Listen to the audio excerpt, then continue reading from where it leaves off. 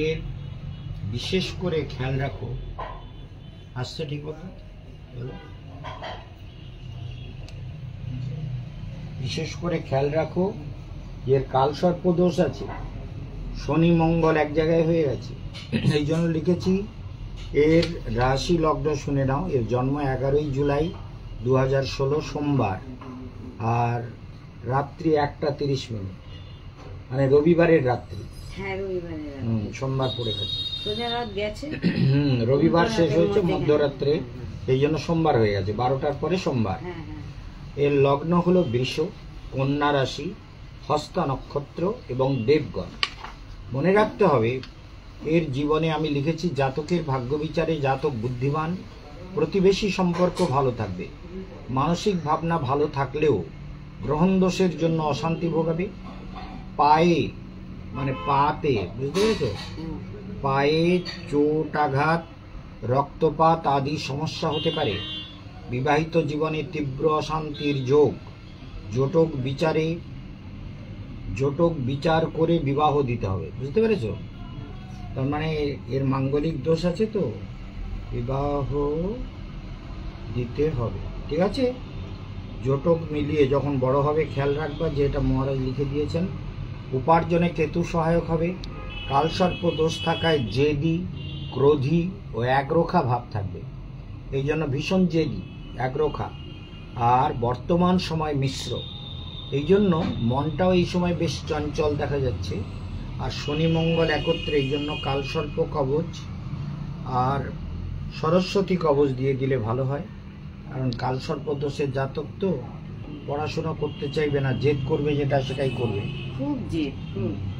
খুব জেদ কালসর্প দোষের জন্য। এটা অন্য জ্যোতিষীরা বুঝবে না। হ্যাঁ, এগুলো হচ্ছে কালসর্প দোষের প্রভাব। যদি পারো কালকে দোষ কাটাবার দিন নিয়ে চলে আসবে, আর এই কবচগুলো পরিয়ে নেবে। সরস্বতী শরীর খারাপ, শরীর খারাপের কারণ হচ্ছে শনি মঙ্গল এক জায়গায়।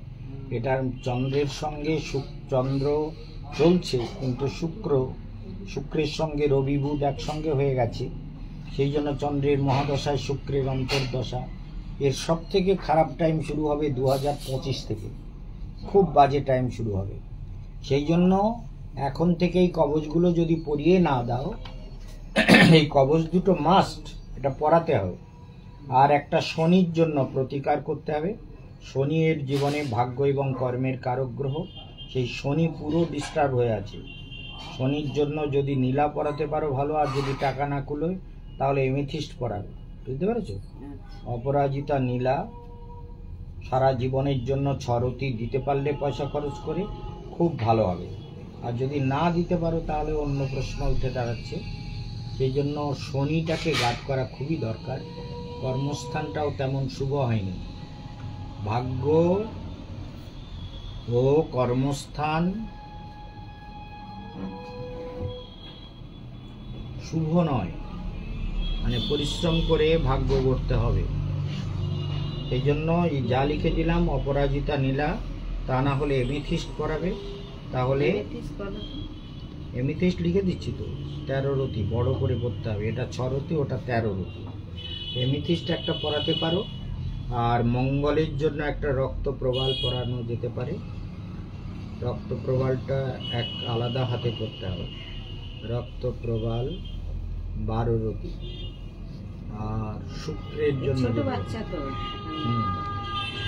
সব জানি আমি, 8 বছর বয়স হয়েছে। জারকন সরতি পরাতে পারো, যেটা দরকার। এখন এই নীলাটা পরালে ওর সারা জীবন কাজ দেবে। নীলাটা যদি পয়সা খরচ করতে পারো তাহলে ওর সারা জীবন কাজ। তাহলে একটা এমিথিস্ট দেওয়ার এই কবচ দুটো দিতে হবে।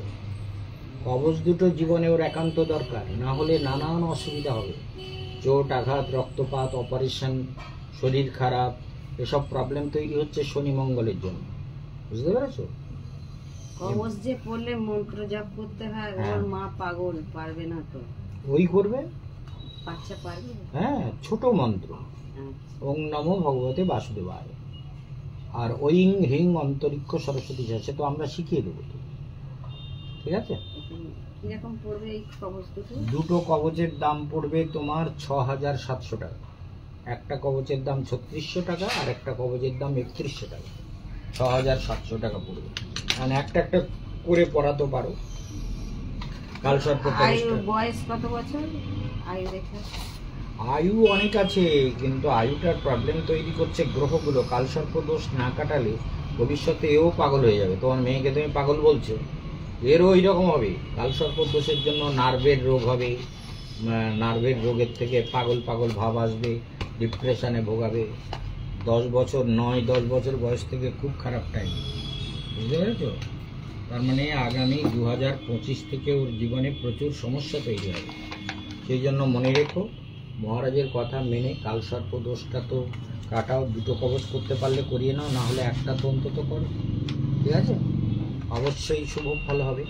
আচ্ছা, বাচ্চাটা ও না ওটা আসতে চায় না, জেদি তো। যদি আমি এসে করে দিই কালসর্প দোষ না, কাটিয়ে? ওকে আনতে হবে তো। আনতে ওকে হবে। ওকে না আনলে ওর মা এলে কিছুটা হয়, ঠাকুমা দিদিমা বাবা কাকা জ্যাঠা কারোর দ্বারা হয় না।